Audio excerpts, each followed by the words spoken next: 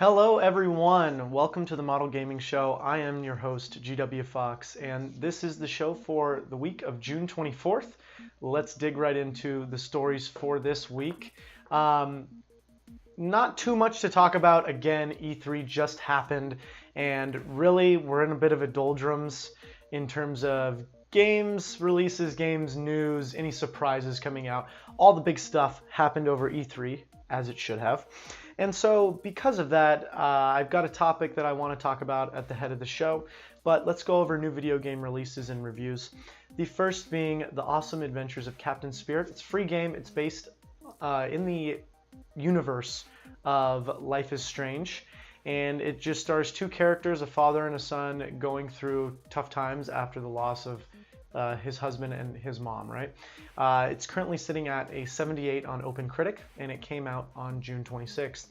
The next game, The Crew 2, I wouldn't say an anticipated sequel, but it looked better than it should have, I guess, coming out. It looked like an interesting game. It looked like it improved upon the original entry, but unfortunately, as of today, it's got only a 67 on OpenCritic. A little concerning. I actually thought it looked pretty fun and pretty good, but the reviews just aren't that strong for it. Again, that came out on the 29th on Friday. The last game I want to talk about is Mario and Rabbids Kingdom Battle DK Donkey Kong Adventure. So that came out on the 26th, and there is no OpenCritic score, so I went to Metacritic, and after 10 reviews, there's 83. It's got an 83, which is pretty damn good. The original on Metacritic, I think, sitting at like an 85 or something like that, which is fantastic. This actually makes me want to buy the game, and it looks like its own standalone thing. It looks like another expansion, like a big expansion to that game, almost like a Blood and Wine to The Witcher. Right? It looks like another game, which is crazy. So I think what I'm going to do personally is I'm going to wait for this to be packaged together and get this game when it comes out. It looks really fun. It looks like it changes up the mechanics. You've got Cranky Kong Rabbid, and you've got Donkey Kong in it, and it looks like there's different mechanics. It looks very fun. So a little bit of news coming up in entertainment. The Halo TV series is finally moving forward at Showtime and is set to begin production in 2019. This is pretty cool. Neil Blomkamp of District 9 fame did a bunch of shorts for this proposed movie they were going to make back, 5, 6, 7 years ago. And while nothing came of that, it shows that you could make a movie in that universe, and I'm really excited by the prospects of a TV show, it going to Showtime. I know they're going to put the proper budget. I just hope that they are able to use a Spartan character and humanize them and make them a well-rounded character, or if they don't do that, they might do a Halo Reach kind of thing where it's like an offshoot and you're dealing with just grunts on the ground. Who knows? I'm excited though. Truthfully, I'm very excited for it. And hey, Halo's a great property. It kind of took a dip with Halo 5, but with that Halo Infinite trailer, I think things are going to be on the rebound, and I'm very excited for next year to see what they have to offer. Hopefully in late 2019. The next.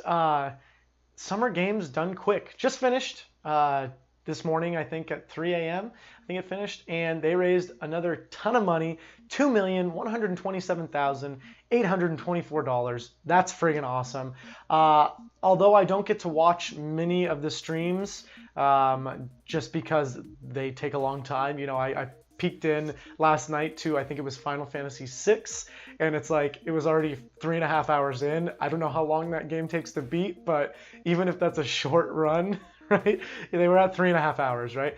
But I did watch the Cuphead stream, Legacy of the Legacy version, and the Celeste stream in their entirety. So for Cuphead, it was the no patch version where you can do some exploits and basically break the game. The Mexican runner did that with commentary by a bunch of great guys. It was really fun to watch and really enjoyable. I definitely recommend you watch that. And the other that I watched was Celeste. Both of these are recent games. Celeste just came out a few months ago, and it was a side-by-side race between the number 1 and the number 2 speedrunners of Celeste. I'm blanking on the first one's name. I think it's THG, and the other is Yoshi Pro. But it was phenomenal. They did it in just over 30 minutes. THG won by just like less than a minute, so that's how close it is. But it's amazing to see how they break the game with just these maneuvers and how much they were going, and really how little they died. A casual run through of that game has anywhere from 500 to 1,000 deaths, and they did not have many deaths at all, which is crazy. So much so that each of the guys in the background were saying, like, yeah, they're each donating $5 for each death, and I bet you none of them donated more than $100, so that's pretty cool. I definitely recommend you check out Summer Games Done Quick. Games Done Quick is just a general thing that happens a couple times every year, and they're really cool events. I definitely recommend you check them out and donate to a good cause, okay? That's donations to charity. They're not just raising money for anything. It's donations to charity. So tonight's topic is going to be a little bit more freeform. It's, are Battle Royale games a fad? And I've got a couple of points that I just want to make and liken them to. And I just want to start off with my gaming history and what I'm comparing it to. So I'm really going to compare it to World of Warcraft, and that's the positive of it, right? That's the positive aspect of what I think it actually could be. I think Fortnite, in the way that it's handled, could be like World of Warcraft. And the opposite side, I think it's like World War II shooters, where it's at one time everyone had a World War II shooter, and then they dropped off. Another thing, although different, is, but I think it's just as appropriate, is the fake ban games, right? It's how much can you exploit this one type of game, and how much can you do that before people burn out on it. So let's start off with the negative so that we can end on the positive. Again, just playing devil's advocate, so are Battle Royale games a fad? Yes, I think they are a fad. I think this is the hot new thing that is out right now. And because of that, everyone's looking for a piece. Every streamer's on it. Everybody's looking for action. And it's this hot new thing. But again, so were these instrument games. And so were World War II shooters. And they had their respective runs. I mean, hell, World War II shooters are like making a comeback now, I guess, right? Like Activision and EA just each are releasing their World War II shooters, right? But how long can this really last? How long is it sustainable? You have Fortnite and PUBG, and they are the commanding 1 and 2. Fortnite is well ahead of PUBG in overall subscriber numbers, frankly, because it's free. And they make all their money off of skins and whatnot, where PUBG costs, depending on when you got it, $30, $20. And you can buy skins, but apparently there's, that paid model, hey, they want money for their game. Now, Fortnite has supposedly 150 million active users and PUBG around 60.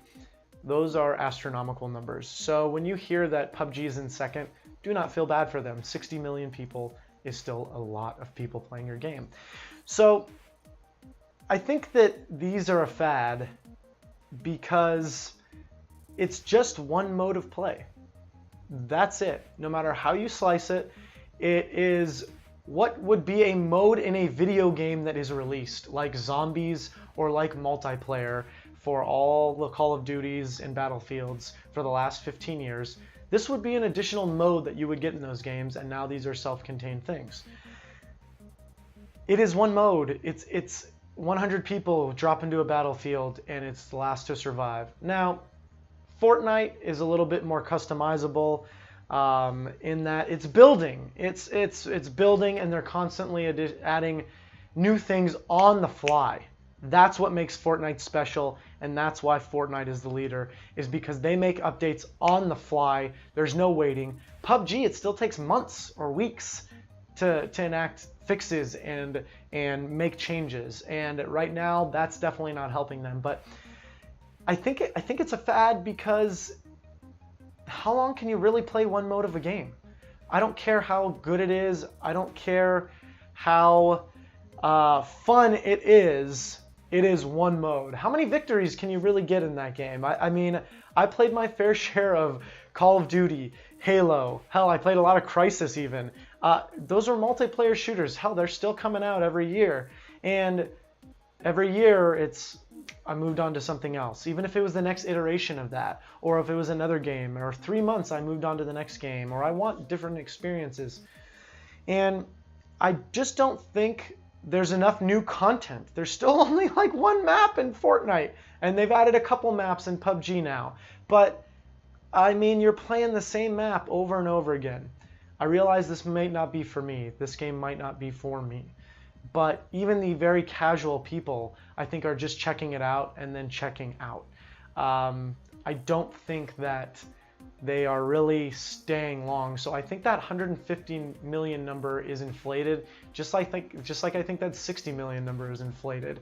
I honestly think that EA and Battlefield are going to introduce, we know they're going to introduce Battle Royale modes. I think that's going to take people. I think Rockstar is going to introduce a Battle Royale mode in Red Dead Redemption 2 and in Grand Theft Auto Online. It's like already there, and I'm sure that's going to be taking people. I just think the market is going to become diluted, and because of that, it's going to be everyone putting out a Battle Royale mode. And then people are going to realize that it is just a mode, and it's going to drop and continue to drop. And it doesn't matter how much new stuff they're going to put in, it's just going to drop. I just can't imagine one mode of a game being this sustainable. And I honestly think it's going to be like Pokemon Go, where this time next year, it could be nobody's talking about it. You're going to have a loyal fan base following it and giving money and doing that. But unless they truly innovate like very soon and really start keeping things fresh, I just don't see it being sustainable. Okay, there's the devil's advocate. Now what I actually believe, right? So is the Battle Royale genre a fad? No, I don't think so. Truthfully, I could see it being the next WoW.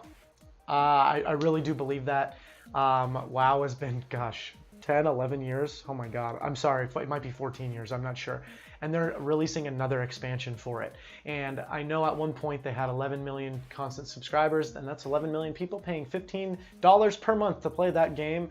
I'm not sure if that's still how it is. I'm not sure if that's really an expected thing that these Battle Royale games can sustain. What I do believe is that Fortnite's going to be around and everybody else is going to drop out. Even though PUBG was first, just like other online multiplayer RPGs, were first, I think Fortnite and WoW were the perfect medium that anybody could buy into, that anyone could get involved in terms of the casual and the hardcore player. I think that Fortnite you can now play on your phone. You can on PUBG too, but the goofiness of it and the play style of it and the graphics and look of it, I think the art styles of both WoW and Fortnite have a lot to do with their success. I think they're immediately inviting, and when I look at PUBG and Fortnite, I want to play Fortnite more. PUBG, yes, it's green and stuff like that, but it looks like another brown shooter. Fortnite is colorful. WoW, the art style is great.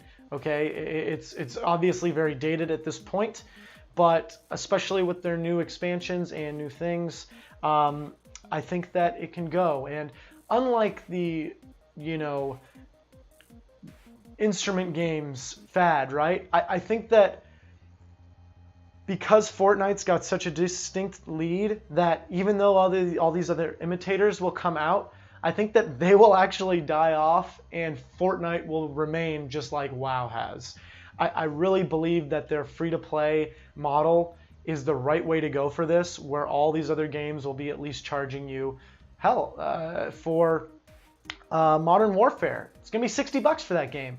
Plus, they're going to job you on the season pass. Battlefield is going to be exactly like that with a season pass for new content and all that crap. Fortnite's free. You want some new skins? Here's $1, $2, $3, whatever. But you get 100 million people each buying a skin, $150 million. A lot of people, I actually get the feeling that when Call of Duty comes out with its Battle Royale, I get the feeling that a lot of people are going to try it and play it for a month and then go back to regular multiplayer, because who gives a shit? I'd rather play Fortnite.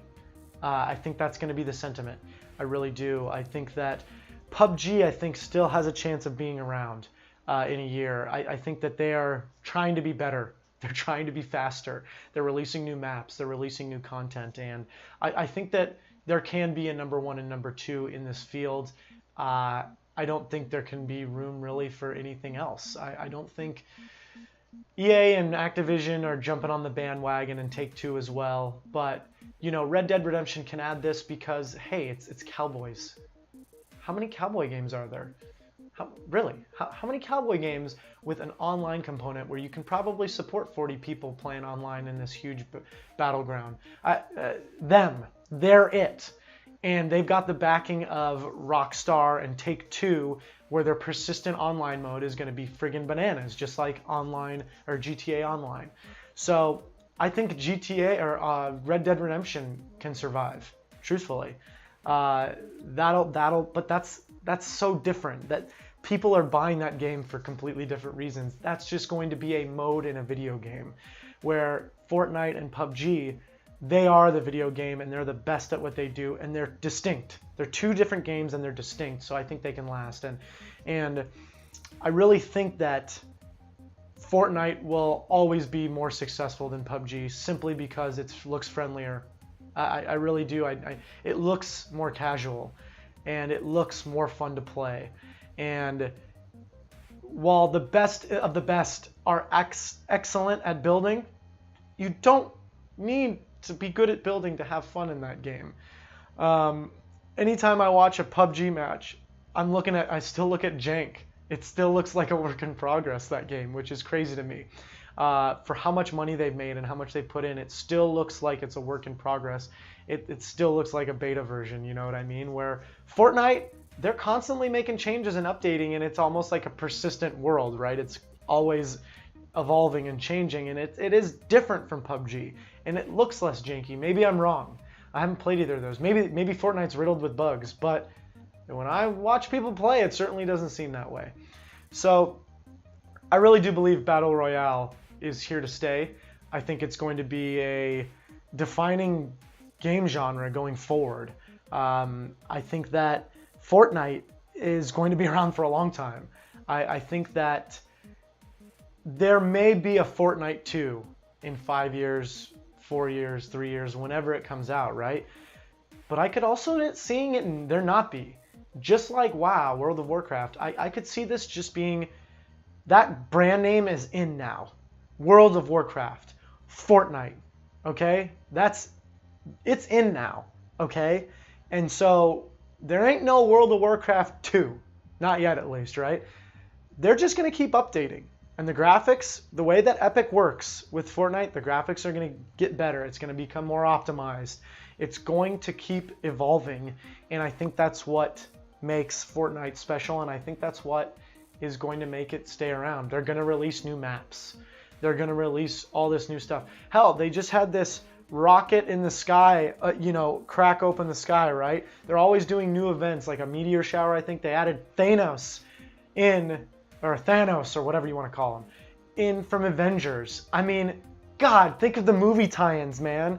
Think of when the next DC game or DC movie comes out and there's a Batman thing that they make it, or a Superman thing, or another Marvel thing. I know I'm just doing superhero stuff, but you could get popular culture characters in there. I mean, the deals that they could make seem endless because they seem like they would fit in that world and that universe. So, apologize for the lengthy talk. I am trying to be concise and keep things a little shorter, but this is I'm pretty passionate about this particular talk, and I'm excited to hear what you guys have to say. Again, I am GWFawkes, that's Fawkes. You can find me here on Instagram and Twitter. Check out me at the Model Gaming Show, twitch.tv/Model Gaming Show. Here on Twitch and on YouTube, you can find me under that name. Check out any archives you missed. And thank you so much for watching, and have a wonderful night. Cheers.